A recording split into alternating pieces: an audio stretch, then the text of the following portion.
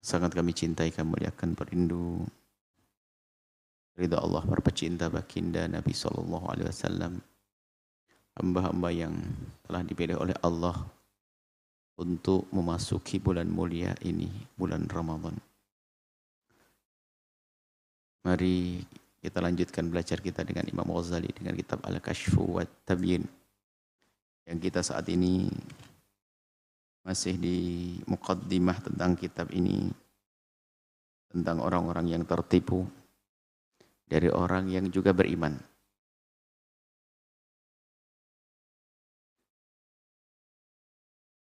Kita sudah sampai kepada jangan sampai menjadi orang yang tertipu,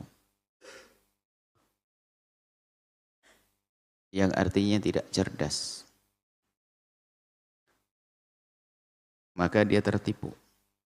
Karena tidak cerdas, maka ia tertipu. Dalam hal ini Imam Al-Ghazali mengambil satu hadis. Orang-orang tertipu itu lupa. Wa nasu, mereka lupa. Qaulahu sallallahu alaihi wasallam, sabda Nabi Muhammad sallallahu alaihi wasallam, al-kayyisu, orang cerdas itu man dana nafsahu. Orang cerdas itu man dana nafsahu, yang merendahkan dirinya, menghinakan maksudnya. Tidak mau tertipu dengan dirinya, hawa nafsunya. Merendahkan hawa nafsunya. Bukan mengikuti.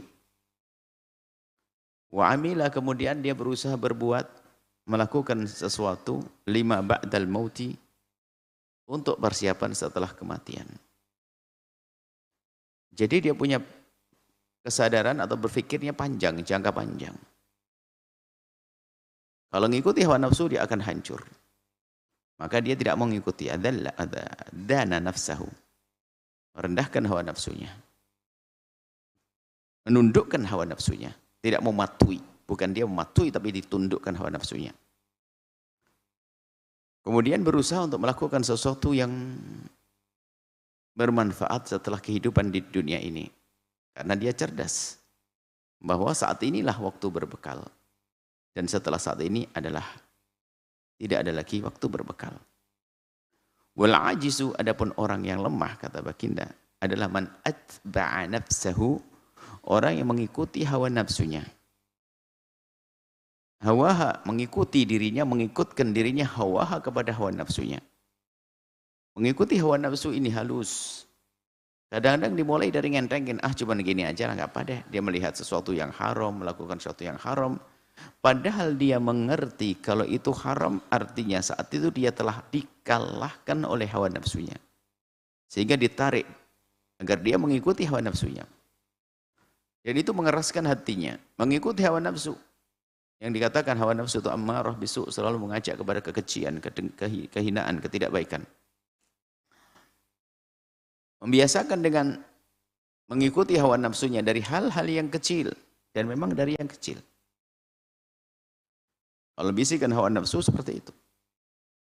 Kalau ajakan hawa nafsu dari yang kecil, akhirnya terbiasa dengan ketidakbaikan besok. Hari ini mungkin dia melihat sesuatu yang tidak baik hanya 2 menit. Cuman hawa nafsu mengingatkan kembali, 2 menit itu enak loh ya. Sehingga dia mencoba dari 2 menit menjadi 5 menit. Hari berikutnya sudah tidak mau 5 menit, menjadi 10 menit. Hingga pada akhirnya lupa kalau itu dilarang. Kemarin waktu dia lihat 2 menit itu merasa bahasanya ini adalah tidak boleh. Aku tidak boleh melihat ini 2 menit. Tapi dia menuruti, padahal tahu itu tidak boleh, berarti 2 menit. Setelah dia melihat 2 menit yang haram tadi, oleh hawa nafsu diiming-iming lagi. 2 menitmu asik. Akhirnya dia menaik, melihat menjadi 5 menit. Lupa bahasanya itu terlarang. Dan begitulah. Mengikuti hawa nafsu dari sedikit demi sedikit. Dan begitu juga kalau kita ingin memerangi hawa nafsu pun juga sama. Dengan cara yang halus, perlahan demi perlahan. Namanya jihadun nafsi. Memerangi hawa nafsu. Jihad memerangi hawa nafsu. untuk menjadi orang yang mampu untuk dana nafsah. Menjadi orang yang mampu untuk menundukkan hawa nafsunya. Wa tamanna 'ala Allahil amani. Berangan-angan kepada Allah angan-angan yang banyak. Artinya apa? Dia sudah amalnya tidak banyak baiknya, dosanya banyak, tapi angan-angannya dia di hadapan Allah aku mendapatkan begini. Sehingga menjadikan orang yang mengentengkan dosa teledor dalam kebaikan. Kalau berbuat baik nanti aja deh, kan masih ada kesempatan, kan nanti aja deh. Di saat melakukan dosa suruh tobat pun juga demikian, nanti aja deh. Tapi dia berangan-angan nanti diampuni oleh Allah. Dia berharap mendapatkan kemuliaan. Wa qaulahu ta'ala, dan juga lupa firman Allah Subhanahu wa taala, innal ladzina amanu, orang yang beriman itu, wal ladzina hajaru, dan mereka yang berhijrah, meninggalkan ketidakbaikan menuju yang baik, meninggal kampung yang tidak baik menuju kampung yang baik, hijrah dengan makna yang lebih luas. Walladzina hajaru, ada hijrah dari tempat seperti yang dilakukan Nabi dari Makkah ke Madinah. Ada hijrah pergaulan dari pergaulan yang tidak baik menjadi baik. Wajahadu fisabilillah, kemudian dia jihad di jalan Allah untuk menjaga dirinya, menjaga hartanya, menjaga agamanya. Ulaika, mereka itu yarjuna rahmatullah, mengharap rahmat Allah. Wallahu ghafurur rahim, Allah Maha Pengampun dan Allah Maha Pengasih. Lihat, yarjuna, yang mengharap rahmat Allah ini orang cerdas. Siapa yang mengharap rahmat Allah? Lihat, orang yang yuhajirun, hajaru, wajahadu fi sabilillah, bukan orang yang maksiat, nganggur. Yarjuna rahmatullah, ya, orang tertipu itu. Tapi yang mengharap rahmat Allah ini orang cerdas. Memang dia layak mengharap rahmat Allah. Seperti orang tidak bercocok tanam, sok berhayal ingin mendapatkan panen. Dia sudah yujahadu, hajaru, amanu, jahadu, ma'amanu, hajaru, wajahadu. Dia sudah memenuhi syarat untuk berharap. Karena dia cerdas, bukan jadi orang bodoh. Berharap banyak tapi tidak mau bekerja. Ya itu ongkang-ongkang pengen kaya, pengen dapatkan kekayaan melimpah. Malas ngambil piring, pengennya kenyang. Berangan-angan saja.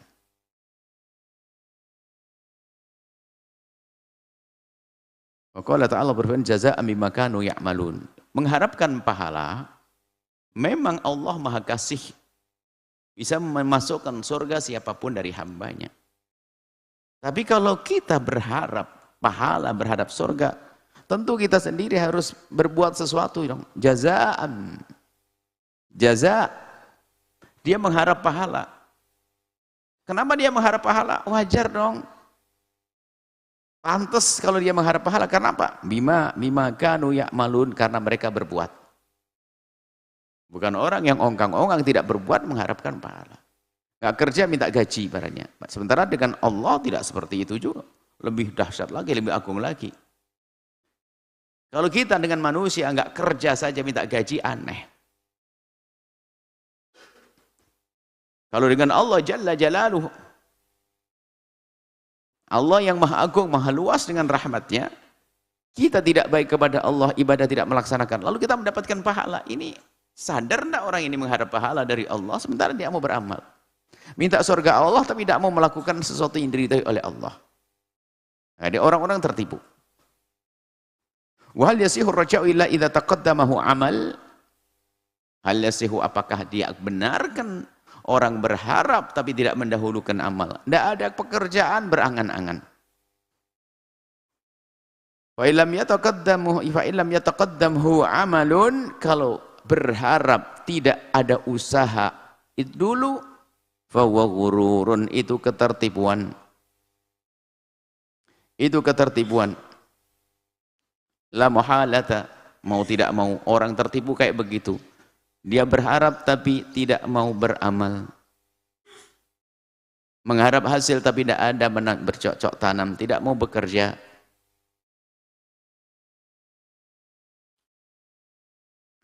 Wa innama waradar raja'u litabridi hararatil khawfi wal ya'si. Ini ada lanjutannya? Di naskah yang lain ada?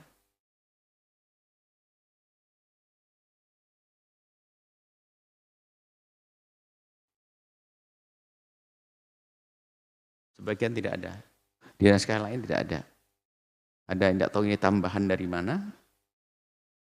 Apa mungkin seorang santri yang membaca, kemudian keterangan gurunya dicatat, kemudian dimasukkan ke dalam naskah. Makanya perlu kadang-kadang dalam menuntut ilmu, kalau orang menuntut ilmu yang sungguh itu tidak akan puas dengan satu naskah. Satu kitab kadang-kadang perlu 2-3 naskah. Padahal kitab judulnya sama. Kadang-kadang ada suatu iskal tentang lafaz, nanti bisa dicari di kitab yang satunya lagi. Wa innama, ini barangkali ini kalau memang kata Imam Ghazali, ya tidak apa-apa. Kalimatnya tidak salah. Sementara di beberapa naskah tidak ada. Ada 3 naskah yang ada, tidak ada ini tambahannya. Kalau mau dibaca, dibaca. Wa innama waradar raja'u. Sesungguhnya harapan itu ditonjolkan, disodorkan harapan. Litabridi hararatal khawfi, untuk mendinginkan panasnya rasa takut. Artinya di saat takut itu berlebihan, agar tidak menjadi putus asa, beri harapan. Supaya tidak dia masuk di dalam keputusasaan. Sepertinya ini tidak ada hubungannya memang. Sudah selesai pada titik tersebut, tapi nggak apa-apa dibaca. Dalam naskah lain nggak ada itu. Wa inna ma waradar raja'u, jadi harapan itu datang. Maksudnya kalau kita ingin memberikan harapan pada seseorang yang lagi mau putus asa, itu sah. Karena ketakutan. Dikasih harapan. Banyak dosa dia, bisa jadi menjadi orang yang putus asa. Dosaku teramat banyak. Tidak ada dosa kecuali pernah aku lakukan. Dikasih harapan. Tidak boleh putus asa. Didinginkan dulu panasnya rasa takut dan panasnya keputusasaan. Biar dingin menjadi seimbang. Sehingga perjalanan seorang yang beriman itu adalah di antara harap dan rasa takut tersebut. Sampai dikatakan dengan 2 sayap kalau ingin berterbang melambung dalam kemuliaan harus ada keseimbangan antara harap dan takut. Harap tak berlebihan kurang ajar. Takut berlebihan putus asa. Walitilkal faidati nataqa albihil Qur'anu. Batarghibu fi ziyadati ila muhalata. Jadi tentang faedah ini bahwasanya adanya rahmat Allah disebut agar kita terpacu, agar kita termotivasi, tidak menjadi putus asa, ada di dalam Al-Quran tadi itu. Ini dari sini mungkin sepertinya memang betul-betul ini tambahan daripada murid yang membacanya, bukan dari Imam Ghazali rahimahullah ta'ala. Baik. Faslun, fasal yang baru lagi. Faslun. Dalam kitab lain pun tidak ada judulnya. Faslun, fasal.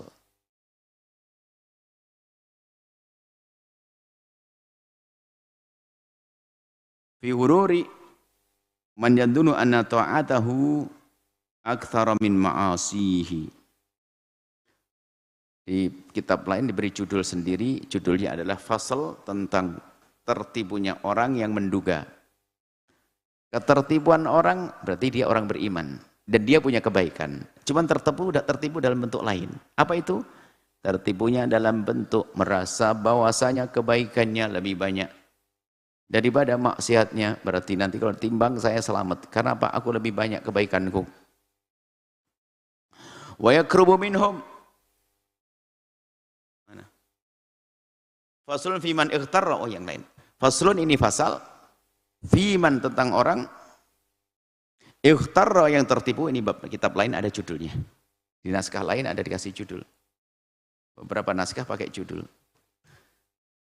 Faslun ini fasal fi man orang ightarra yang tertipu. Bihasanatihi dengan kebaikan yang pernah ia lakukan. Ma'akillatiha, padahal amalnya tidak banyak. Wa kathrati sayyiatihi, yang banyak dosanya. Banyak dosa, dia punya amal mas sedikit, tapi Masya Allah sudah kayak, wah, tertipu dengan amalnya yang tidak banyak tersebut.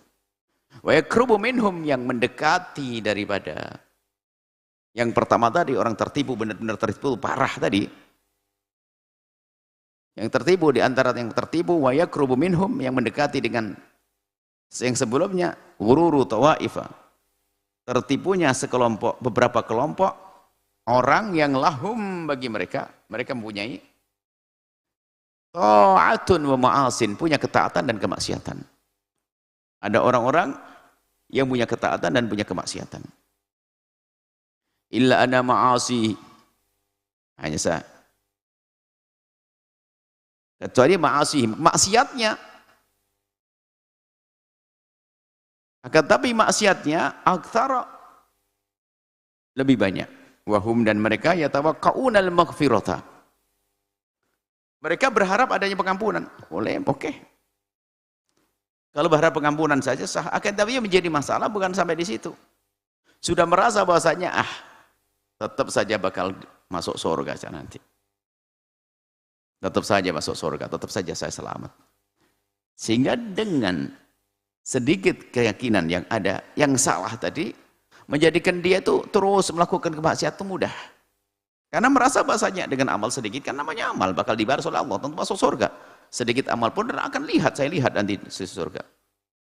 Ya, man mithqala dzarratin khairan yarah, sekecil apapun akan melihat. Ya, tentu akan lihat. Sekecil apapun kebaikan yang aku lakukan pasti akan lihat. Seolah-olah begitu. Memang Allah berfirman demikian, akan tapi lihat, banyak dosa-dosa yang menghapus amal. Sehingga kebaikan yang dilakukan menjadi tidak bisa dilihat lagi nanti di akhirat. Padahal dia punya kebaikan. Bahkan menjadikan kita bangkrut nanti. Zalim pada sesama, menggunjing dan seterusnya. Yadhunnuna, menduga, wa yadhunnuna an tarjaha. Naskah lain enggak bunyi begitu. Wa yadhunnuna, mereka menduga, sudah sedikit amalnya, banyak salah, banyak dosa. Ini orang begini nih, masih bisa menduga bahasanya antar jahat. Kaffatu hasanatihim, dia akan masih menduga, sudah jelas bahasanya. Dia merasa banyak maksiat, amal juga enggak banyak-banyak amat. Tapi ternyata ada di dalam hatinya keyakinan yang salah bahwasanya amalku bakal menang nanti. Kebaikan tetap akan mengalahkan keburukan. Kebaikanku akan tetap dimenangkan. Kafatu hasanatihim, ini tiba-tiba kafatu saitim aktar, sebagian naskah bunyinya wa yadhunnuna, mereka menduga, mungkin naskah lain bunyinya wa yadhunnuna, mereka menduga anna kafata hasanatihim, bahwasanya timbangan kebaikannya tarjahu aktar, mengungguli lebih banyak min kafatis sayiati, daripada kejelekannya. Sudah begitu lihat, amalnya tidak banyak, dosanya banyak, tapi dia merasa terus bahasanya kebaikannya akan unggul. Ini kan ketipu. Bahkan nanti di tingkat berikutnya lagi masih lumayan, tapi masih tertipu. Ada tingkat berikutnya. Ini adalah amal baiknya tidak banyak, tapi Masya Allah sudah kayak merasa dia itu sudah ahli surga. Karena nanti bakal menang, bakal unggul kebaikanku dibanding kejelekanku. Wa ghayatul jahli, ini adalah puncak, ini adalah kebodohan. Tara al-wahida, kamu melihat seseorang yatasaddaqu bidarahim ma'adidatin. Ada orang bersedekah dengan beberapa dirham. Gambarannya begini. Ada orang sedekah beberapa dirham minal halali, dari hal yang halal, wal harami haram.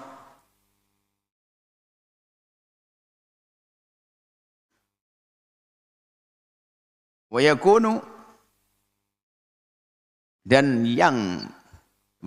ada ma yatanawaluhu, yang ia ambil min amwalin nasi,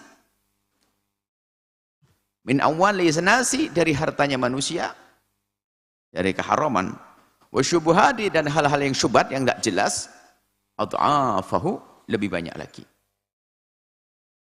Dia bersedekah beberapa rupiah, ribu rupiah, itu pun tidak terlalu jelas halal haram, ada halal ada haramnya, sedekah nggak peduli deh, dia kayak sudah beramal, bahkan mungkin anggap saja digedekan bangun masjid deh, sedekah, tapi tidak terlalu peduli tentang keharaman. Tapi dia mengambil yang haram, Lebih banyak. Makanya kami selalu, lebih banyak ngambil yang haram lebih banyak. Maka kami selalu ingatkan, ada sebagian barangkali banyak bersedekah, akan tapi bisnisnya kok belum benar. Jangan bersedekah. Beresin dulu bisnismu. Agar tidak menjadi orang tertipu. Jangan mikir sedekah. Dia sedekah banyak usahanya haram. Ini tertipu dia. Pasti yang dicari bukan Allah, sanjungan dari manusia. Wah, orang itu bisa bangun pesantren, bangun masjid, bantu fakir miskin, dan seterusnya. Sementara ya kerjaannya adalah banyak haramnya. Campur antara halal dan haram. Maka lebih wajib bagi dia untuk membersihkan hartanya daripada bersedekah. Cuman kadang orang pengen disanjung, karena sudah terlanjur dia, distempel. Bahwasanya dia sudah terlanjur disebut sebagai orang yang banyak berbuat baik, sering berderma. Akhirnya dia memaksakan berderma, biarpun dengan cara yang haram. Tertipu dia. Dan ada orang-orang semacam itu. Beramal baik banyak, tapi tidak sadar amal baiknya dari keburukan. Cari rezekinya haram, tidak akan diterima oleh Allah. Tidak akan diterima oleh Allah orang-orang semacam itu. Nah, di orang yang bersedekah, sedekahnya nggak seberapa banyak, tatonya ngambil yang haram lebih banyak lagi. Bisa jadi dari awalnya memang tidak kenal Allah. Kalau pun dia kenal Allah, dia tertipu tadi. Sedekahnya nggak banyak, tatonya mengambil haramnya lebih banyak. Itu kaman wadha'a, itu gambarannya seperti orang yang meletakkan fi kaffatil mizani, di salah satu timbangan apa? Alat itu namanya apa? Neraca ya? Hah? Timbangan kanan dan kiri. Apa namanya? Hah? Neraca kanan dan kiri. Kurang lebihnya begitu. Timbangan amal. Seperti orang berbuat baik kepada fi kaffatil mizan, dia meletakkan di bagian di timbangan salah satunya, di neraca salah satunya, asyrata darahima, 10 dirham, anggap saja 10 juta. Wa wada'a, dan meletakkan fil kaffatil ukhra, di yang sebelahnya neraca satu lagi adalah alfan, 1 juta. 1.000 juta, 1 miliar. 1 juta sama 1 miliar. Cuman 1 miliarnya itu adalah dosa. Dia sedekah, Masya Allah, bangun masjid, bangun ini. Tapi ngambil haramnya lebih banyak lagi. Itu seperti orang nimbang, yang satu timbangan itu ada neraca satunya dikasih 10 juta untuk sedekah, totalnya apa? Yang satu dari kebaikan, kejahatannya adalah 1 miliar. Mana mungkin yang kebaikan 1 juta bisa mengalahkan yang 1 miliar. Wa radha an tamilal kaffatu, dan orang begini masih berharap bahwasanya kebaikannya tadi menonjol, menang. Allati fiha al-asrah, yang ada 10 dirhamnya tadi yang unggul. Adzalika hoyatul jahli, orang bodoh. 1 kental dengan 1 kilo, yang bisa ketemu dong, 1 kilo ngalahkan 1 kental, nggak bisa. 1 kilo halal, sedekah 1 kilo, tapi 1 kentalnya mengambil dari yang haram, nggak ketemu. Dari orang tertipu banyak. Jadi kalau dijelaskan, ini banyak orang-orang semacam ini. Dia senang bersedekah, berbagi, nolong tetangga, nolong saudara, dan sebagainya. Tapi nggak tahu bahasanya dia mengambil dari yang haram. Maka lebih bagus dia menaik bisnisnya, nggak usah ngambil yang haram, biarpun nggak usah sedekah. Ingat, hei yang suka sedekah, tapi tidak peduli dengan rizkinya halal haram. Mengentaskan diri dari riba lebih bagus daripada berpikir sedekah. Agar tidak menjadi orang-orang tertipu. Minhum, faslun yang lain lagi. Bihururi, ketertipuan orang, yang orang yadunnu, menduga anna ta'atahu, bahwasanya kepatuhannya adalah aktsara min ma'asihi, lebih banyak dari kemaksiatannya. Kepatuhannya menduga bahwasanya dia lebih banyak baiknya daripada maksiatnya.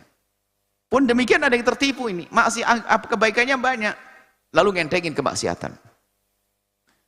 Man yadunnu minhum, di antara mereka adalah man, orang yadunnu, menduga anna ta'atahu, bahwasanya kepatuhannya aktsara min ma'asihi, lebih bagus daripada maksiatnya. Li'annahu, karena dia itu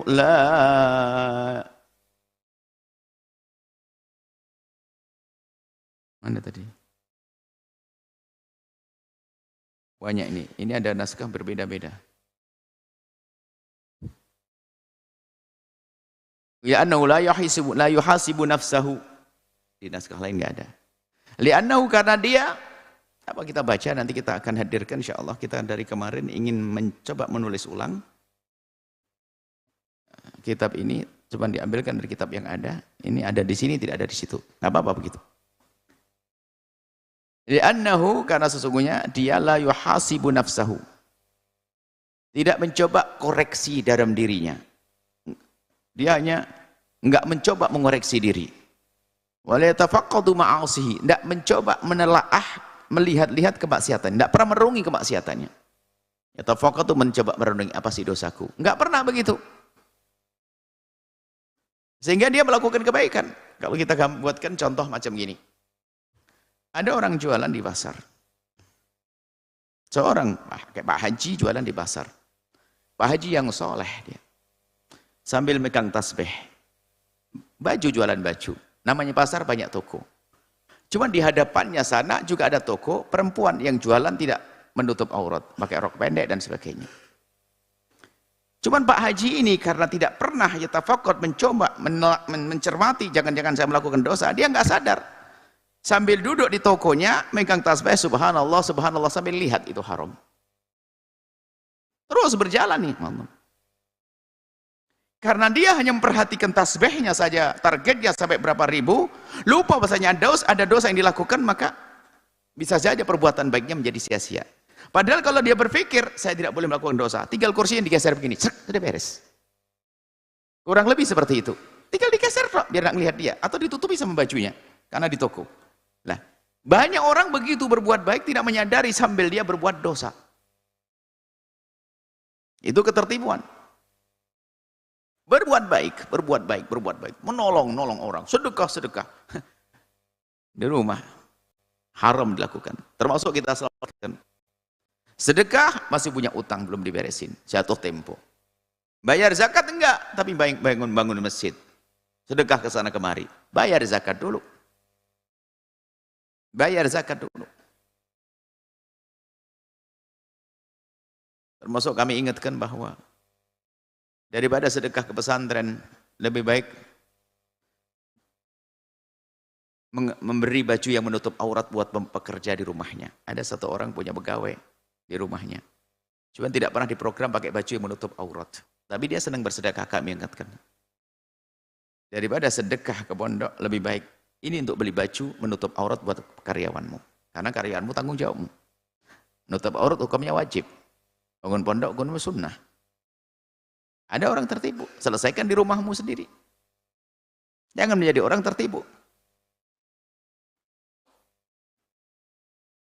Pengen melakukan kebaikan tanpa ia sadari, ternyata sambil melakukan dosa, yang bisa jadi dosa itu menghabiskan pahala kebaikannya. Sia-sia. Wa idza amila ta'atan hafidhaha wa'tadda biha. Kalau melakukan kebaikan, Masya Allah, dijaga istiqomah. Wah, dihitung-hitung, Masya Allah. Ngitung-hitung kebaikannya, tapi tidak pernah ngitung-hitung dosanya.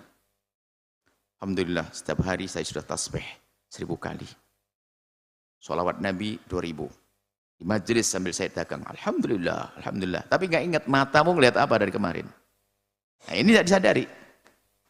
Nah, ini karena hanya kebaikan, hitung-hitung, tapi lupa kemaksiatan yang dilakukannya. Kalladzi yastaghfirullah, seperti orang yang mohon ampun kepada Allah bilisani, dengan lisannya. Wa yusabbihul laila wan nahara, bertasbih siang dan malam. Masya Allah, zikirnya banyak. Matalan mi'ata marratin wa alfa marratin, 100.000 kali. Thumma yakhtabul muslimina, menggunjing kaum muslimin. Gunjing, ngomongin kejelekan orang.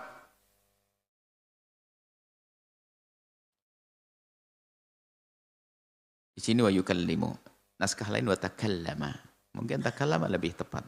Wa takallama, dan dia berucap bima la yardahu Allahu, dan dia berbicara yang Allah tidak ridho. Naskah lain bunyinya takallama, bukan yukallimu. Wa takallama, dan dia berbicara bima, dengan sesuatu la yardahu, yang tidak ridho, tidak senang Allahu, Allah. Ngomongnya enggak benar. Zikir ya, tapi ngomong nggak benar juga iya. Tulan nahar, sepanjang waktu. Wa yaltafitu dan dia hanya peduli noleh melihat, wa yaltafitu dan dia menoleh atau perhatian ila ma warada kepada riwayat hadis-hadis min fadli tasbih tentang keutamaan tasbih. Masya Allah, dia membawa menghafal hadis keutamaan baca tasbih, keutamaan baca sholawat, ngerti ya, mengamalkan itu semuanya. Dan dia ingat keutamaan-keutamaan itu. Lupa bahaya yang lihat yang haram tadi. Wa yaghfalu dan dia lupa. Amma warada an uqubatil kadzdzabin, lupa hukuman bagi sang pendusta. Dalam riwayat mukhtabin. Mukhtabin di sini kadzdzabin. Al-mukhtabin, mukhtabnya ketinggalan malah. Kayaknya lebih tepat mukhtabin. Ini dulu baru kadzdzabin wan namamin.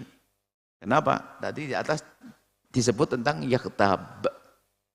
Jadi ada yang kurang di sini, di naskah lain ada bunyi uqubatal mukhtabina. Hukumannya orang-orang yang menggunjing. Wal kadzdzabin, pendusta. Namamin, pengadu domba. Munafikin, orang munafik. Tidak sesuai omongan dengan hatinya. Wa dzalika mahdul ghururi. Itu hanya semata-mata ketertipuan. Ada orang semacam itu. Tinggal kita perlu menerjemahkan omongan Imam Ghazali kayak begini nih. Lebih luas lagi. Mungkin kita setiap orang punya model ketertipuan dalam bentuk ini. Rajin hadir di majlis. Thalabul ilmi. Seorang sudah punya suami dan anak. Istrinya suruh ke pasar. Pernah kejadian sih? Di majlis kita. Seorang ibu mengadu. Nah ini tertipu dan bodoh dia. Buya suami saya soleh banget. Soleh banget, alhamdulillah. Baik banget. Terus rajin ngaji, Masya Allah. Cuma Buya, kenapa? Gak pernah mikirin nafkah. Setiap pagi saya suruh pergi ke pasar. Dianya ikut pengajian. Saya suruh pergi ke pasar, cari duit, pengajian. Tapi suami saya baik, alhamdulillah sih pengajian. Akhirnya kita sedikit ngelitik. Wah nggak bener itu, ngajinya di mana Bu? Sama Buya, ini penyakit, ngajiin sama kita. Tertipu kau lah itu. Orangnya ada waktu kita pertanyaan ada manusianya kelihatan. Bahkan kadang-kadang sengaja ikut pengajian ustadz lompat ke sana kemari, kayaknya malas kerja dia. Dengan sengaja dia. Sehingga rajin ikut sana majlis sini ikut kerja. Begitu juga ada ibu-ibu yang Masya Allah setiap hari pagi majlis. Jadi memang pemalas kalau di rumah nggak mau masak, nggak mau ini.